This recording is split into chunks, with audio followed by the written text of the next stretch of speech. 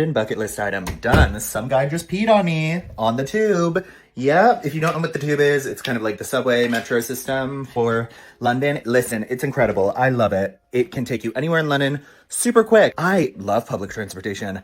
As some of you know, I had to run from a guy with a knife on the subway less than a year ago, okay? That was actually on the first day of January of 2025.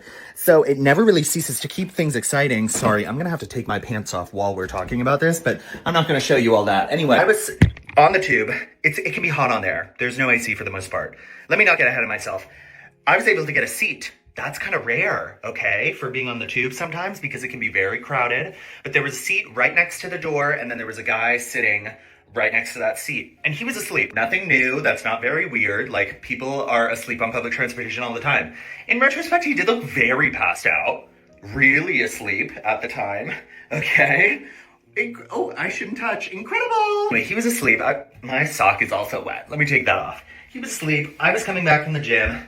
So I was already warm, okay? And as I said before, the tube is hot, so I'm frequently sweating on the tube. So when I started feeling some warmth running down my leg, I actually didn't think anything. I thought I was probably sweating. In retrospect, again, that's probably a weird place to sweat, but I was just thinking, like, there is warmth. There's warmth all around. Also, there are weird breezes, so sometimes you get hot breezes in weird places, but it was kind of weird that it was happening on my leg. Granted, the man sleeping next to me was man-spreading a little bit, but there's also this little, like, armrest in between most of the seats, and so it was between us, and so I wasn't really, like, it wasn't really an issue. Sometimes your legs touch, and I was wearing pants, so I wasn't really freaked out about it. Okay, stop yelling. Hold on, I'm just putting my leg in the sink. Yes, I'm gonna shower, okay? I'm just trying to kind of, like, let me just spot clean a little bit. We're actually getting pretty close to my stop, and I am feeling like the wetness has increased, and then I actually look over, and I see where the wetness is originating from, and it is him.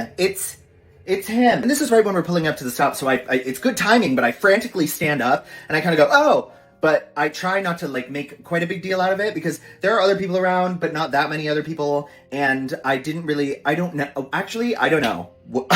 I don't know what I was doing. But he does wake up from my little jump back, and I, thankfully, carry around, hold on. I carry around these little gym towels when I go to the gym. I put, like, 3 in my backpack.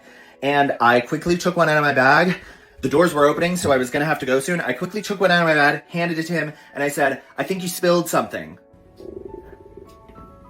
Did you hear that? I don't know why that, by the way, this is like just what I'm doing right now. I don't know why that was my go-to, but I felt like he was gonna know. I didn't want him to,